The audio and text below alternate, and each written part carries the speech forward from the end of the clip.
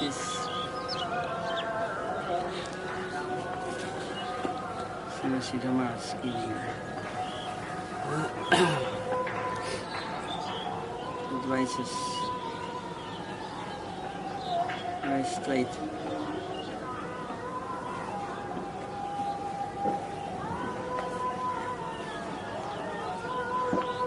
Faith is the only means through which we can see, hear, or feel higher world. Otherwise it is all meaningless to us. To understand that plane, an inner awakening is necessary. We can connect with the upper world only through a higher source. Therefore, divyam jnana.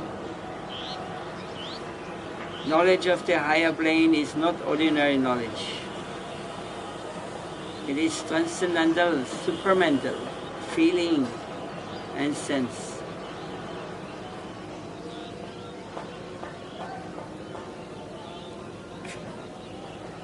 Srila Siddha Maharaj explains here. So, when we want to see, hear, feel the higher world, it is only possible through faith, not intellect, no mental approachment. We cannot approach the higher world. He says, otherwise it is meaningless to us. To understand that higher plane, there is another awakening necessary. Actually it means it is another level of understanding where we are now. We can only connect with the higher world, only through a higher source. Divya Jnana, knowledge of the higher plane, is not ordinary knowledge. It is transcendental, supramental, feeling and sense. Transcendental, supramental. It is beyond our momentary capacity of feeling. But to realize this, surrender is compulsory, necessary surrender. After that, we may go on hearing and chanting, remembering and worshipping and praising the Lord, or rendering so many other kinds of service. But the first thing, the foundation of devotion must be self-surrender. Otherwise nothing will be affected. Our show of devotion will all be imitation. So it's interesting. Sometimes we think first we have to hear, we have to chant, remembering, worshipping, praising the Lord, and then surrender will come. But actually, here they say, but the first thing, the foundation of devotion must be self-surrender. So on this basis of self-surrender, of surrender, we can start hearing, remembering, worshipping.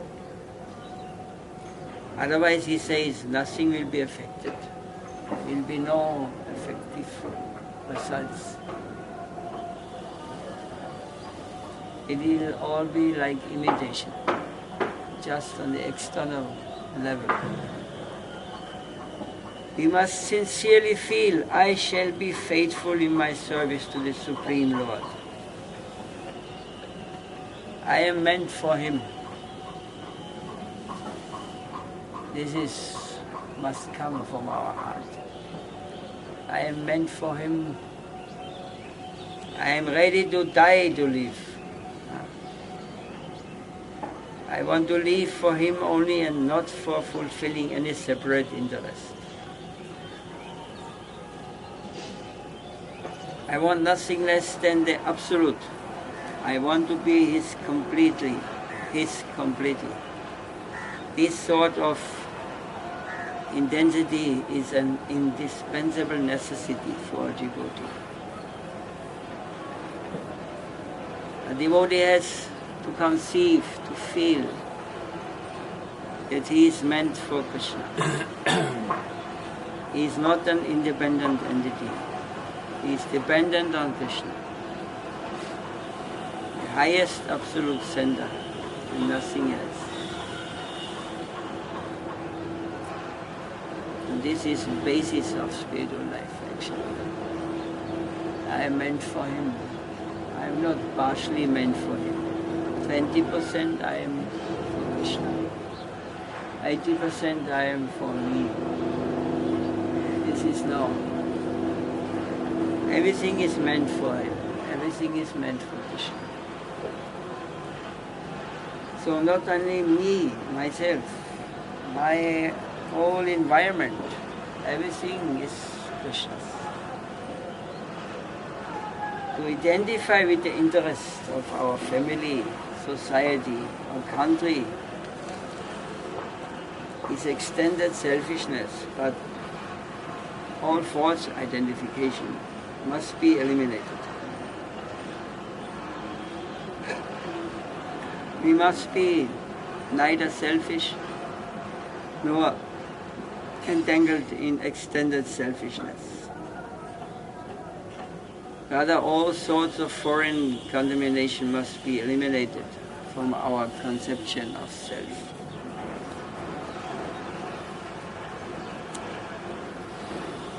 All outside demands must be cancelled.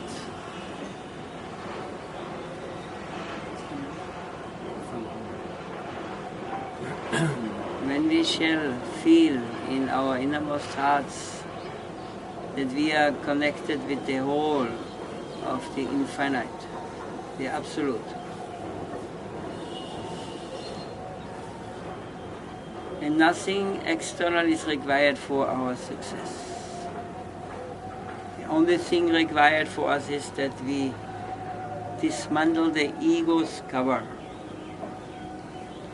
The ego is collecting some foreign elements. And that foreign collection box must be dissolved, finished.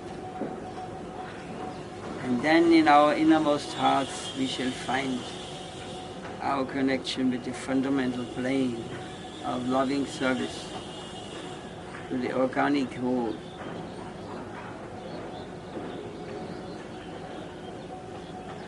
Any question?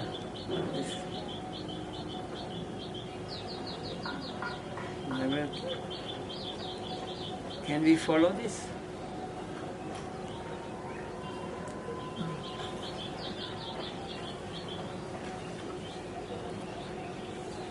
Good. Enjoyment and renunciation are abnormal. If we enjoy this material world, it means we are enjoying something what belongs to Krishna. Everything He created is for His pleasure. He has not done anything for our pleasure in this material world. It is not like in the Bible. It's a difference. Krishna is only created for His pleasure. And also we are created for His pleasure. We are meant for giving Him pleasure. So if we do not follow His advice, that we have become servants, friends, or relatives, or members of His family, then He created this world of Maya, illusion, so that we can think and become separate, that we are separate and joyous. But it doesn't mean that Krishna has given us the place here to enjoy. This is just like a prison house. You get taught here. Whenever you enjoy something, you have to also take the fruits of your enjoyment. So we cannot escape, we cannot turn it in any way we try to do it. If you want to enjoy anything in this world, you have to pay the price. This is meant for this. It is not made for our enjoyment. It is not constructed for this. So because of this both enjoyment and renunciation are abnormal. There are two kinds of demons, he says. Enjoyment or exploitation and eternal rest or renunciation. These two tendencies are our enemies. Because renunciation means that we give up we give something up what doesn't belong with us at all. If we everything down for Krishna's pleasure, then how can we give it up? Why should we renounce it? It belongs to him anyway. It doesn't belong to us. It belongs to him. So we don't have to give it up. It belongs not to us. So what is the proper way? These two tendencies are our enemies. A higher positive life is possible only when we become fully independent of both exploitation and renunciation. We don't have to give up anything in this world because it doesn't belong to us. And we should also not enjoy anything of this world because it doesn't belong to us. What is the solution? Everything will help us if we can see it in connection with the center. If we can everything see that it is connected with the center, with Krishna. On the other hand, the kind of exclusive renunciation practiced by the Shankarites and Buddhists is not recommended by our line. We are concerned to harmonize things so that everything will remind us of our duty towards the Absolute and encourage us to dedicate ourselves to Him. So we should not think we have to give up our family life, we have to give up our wife and children, we have to give up our everything. We just have to think one thing. Everything is created by the Lord. Everything belongs to Him. It is for His enjoyment. And if we support Him in this way, then we are immediately transferred to this transcendental platform. Immediately we are doing devotional service. Papanchikattaya pujya hori sambandhi vastuna mumuksupi parityago vairagyam valgugastyate anasaktasya visayan yataram upayunjata yabanda Krishna sambandhe yuktam vairagyam utyate.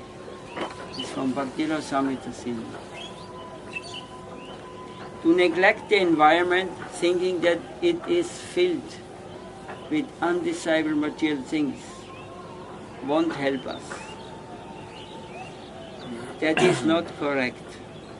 Everything within the environment should remind us of the Absolute. In that spirit we should move thinking, accept me and connect me with the service of our Lord. And the environment is seen with the correct vision, everything will help, encourage and excite us in our service to the center. We are living in an organic whole, a system. And that system is composed of the owner and the owned. The possessor of the potency and the different types of potency, Shakti and Shaktiman. To whom we are belonging? To Shakti or Shaktiman? Huh? We are Shakti. Krishna is Shakti.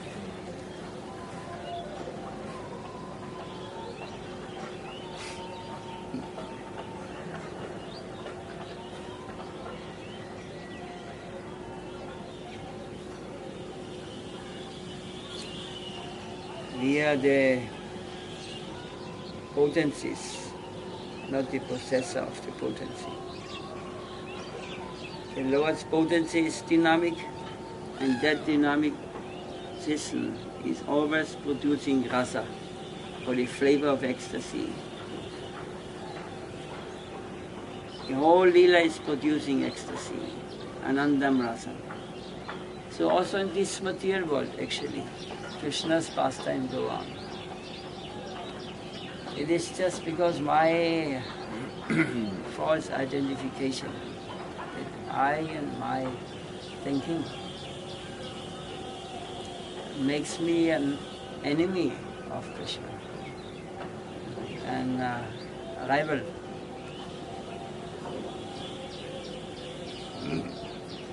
If I can accept everything as it is and see everywhere this is Krishna's play, either I play whatever position I play in this material world, it is perfect. Because Krishna wants me there. Krishna put me there and he wants me there, and I am agreeing with whatever plan he's doing, whatever he's arranging for me. This is higher understanding.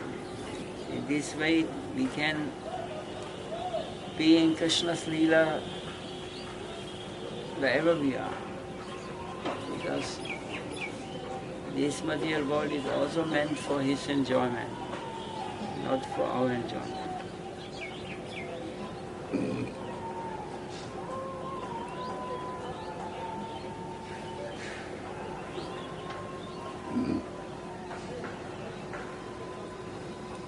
So Krishna himself is the emborium of rasa. Akila Rasamrita Murti, Anandamaya Vilas. Dynamic movement is a necessity in his Leela. It cannot be eliminated. And that movement is always producing a noble ecstasy which feeds every atom of the spiritual world. In that transcendental abode, Krishna is the sender who attracts everything and induces rasa and ananda. Ecstasy and joy within everything. This is the nature of the movement of the Absolute. It is not static but dynamic, filled with movement. And that movement is Patipadam Gunamrita Svadanam. At every point, every step, it produces a new type of joy, which is infinite. It is not the stale and still joy we find here. So it means and everything what is connected with Krishna becomes life, a life. It becomes conscious. If we try to separate from Krishna, then it becomes dead, stale, and sterile. There's no life in it, there's no truth. There's no real pleasure. It will all end in drama. Tragedy. There is no happy end in this world. But with Krishna there is no such thing that's not happy. And because there's no end, there's only happiness. It goes on because one who is engaged in his service and is with the understanding, he is my Lord, I am always moving according to his desire,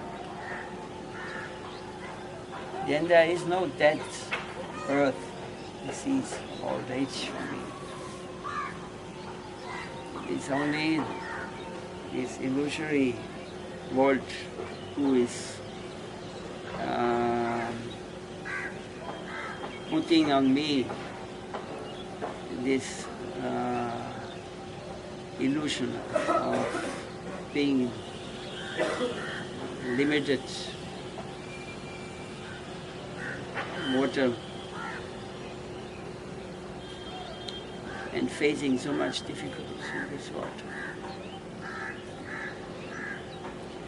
This is the proper conception of the Absolute, the organic whole, which is always working and moving, is full, and its fullness is ever new. It is not standing or static.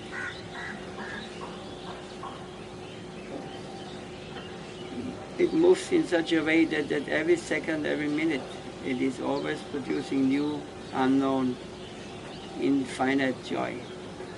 And we can purchase that joy only by paying the highest price, self-sacrifice. That ticket is very valuable, which can give us admission into the plane of automatic moving joy, which is ever new at every second. And the ticket is wholesale self-sacrifice. What time is it now?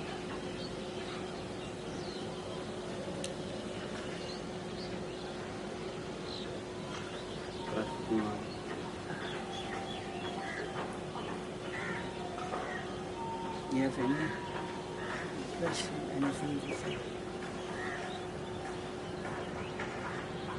I feel not very comfortable.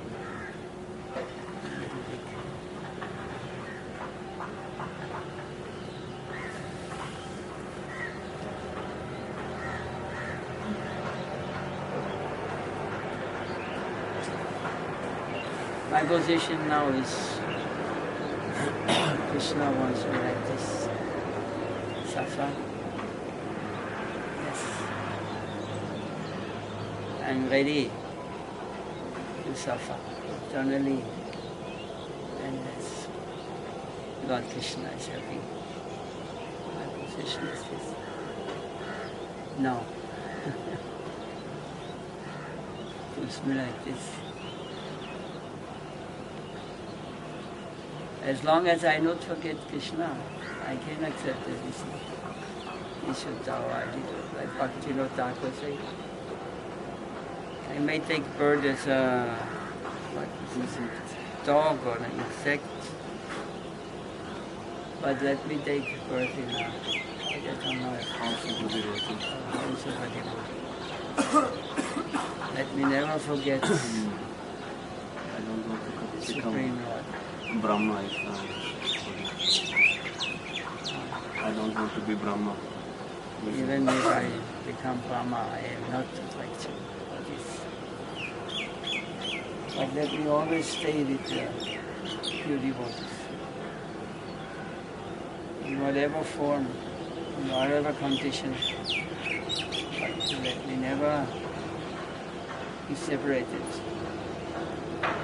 from the association of the pure devotee. Who carry Krishna with him, who is, I am never in danger. Like Bharat Maharaj, when he took birth as a deer, even in the form of a deer, he was going for the association of the saints. He was in the back of the discussion when they discussed Krishna Katha. He was hearing Krishna Katha. never left the association of devotees.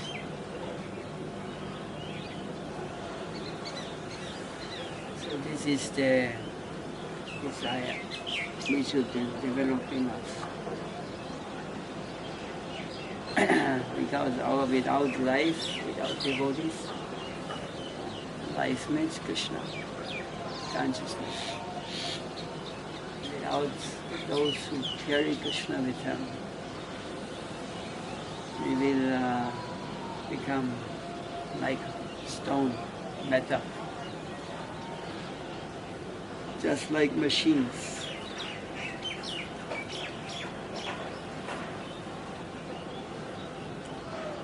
So, my Lord Chaitanya Nityananda Jesus never lose the association of devotees. We may not commit any offense, so that we get the illusion that we don't need anyone. We don't need. No. We never come to this situation. Srila Gurudev ki